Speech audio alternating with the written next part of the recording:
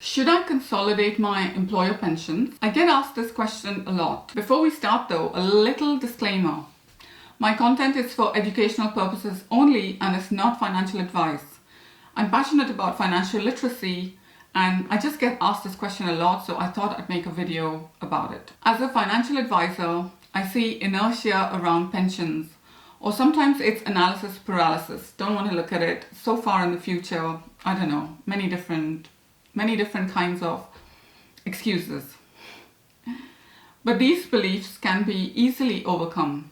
I talk to people all the time about money and pensions, investments. With pensions, sometimes people don't really know what amount they're paying in.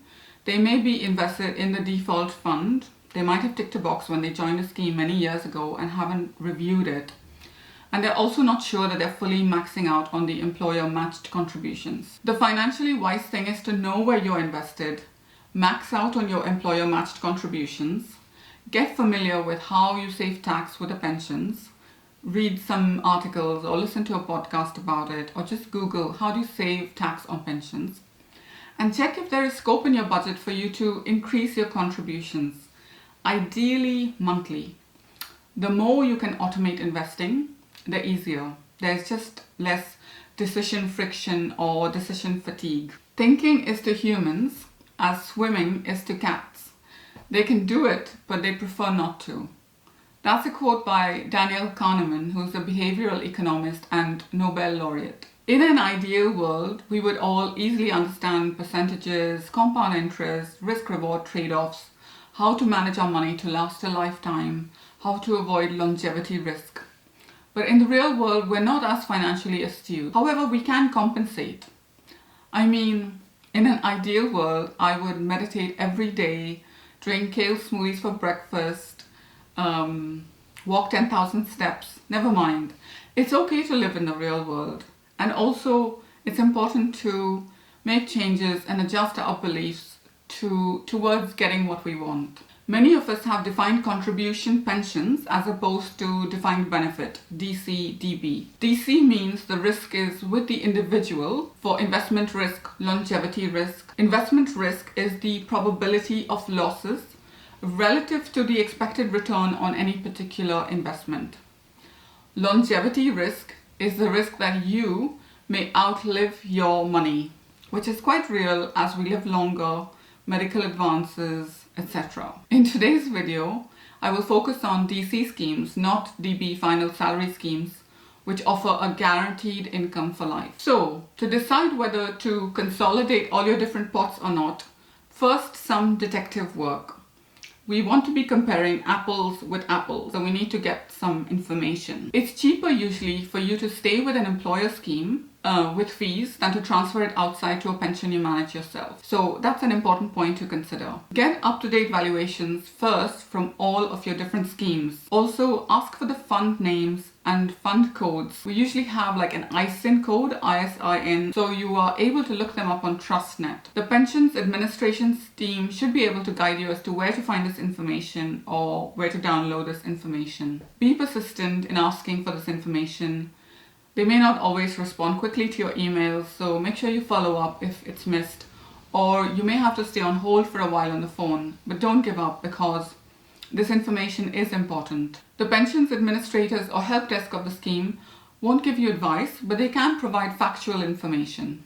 Also, ask what are all the fees you're paying, each individual fund fee and pension scheme fee. For example, the scheme provider such as Aviva or LNG might have a small layer of fees, and it's important to know what that is so you can compare apples with apples.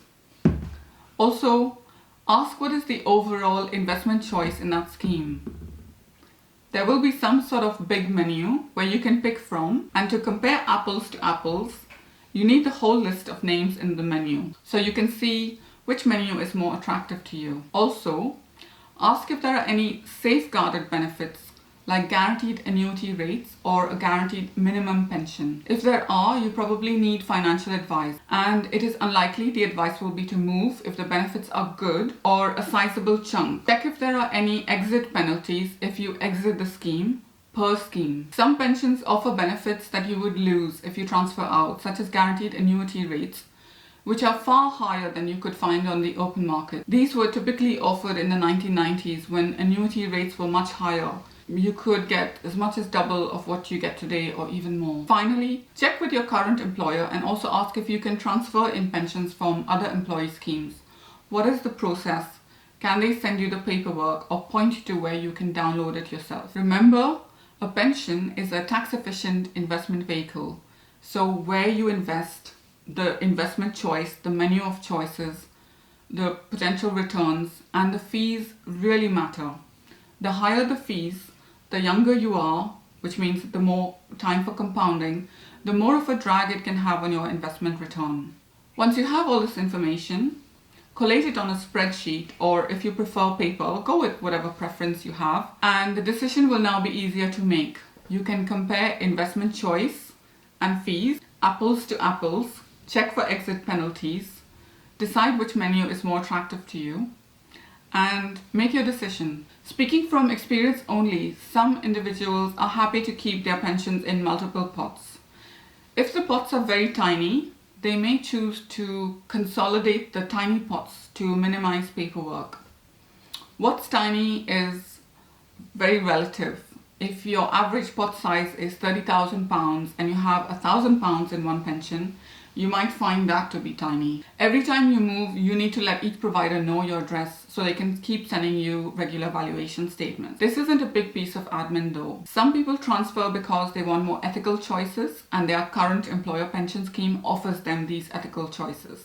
Check that if you choose to transfer into your current employer pension scheme, you're really happy with the fees and the overall investment fund choice. Some people prefer to keep on top of everything by consolidating.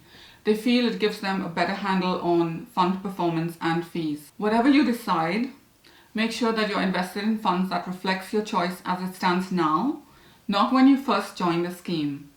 Review this fund choice and performance once or twice a year and try and eyeball this valuation at least once or twice a year.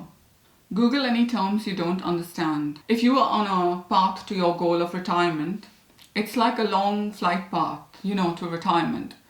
You might decide midway that instead of going to Mauritius, you want to head for Australia.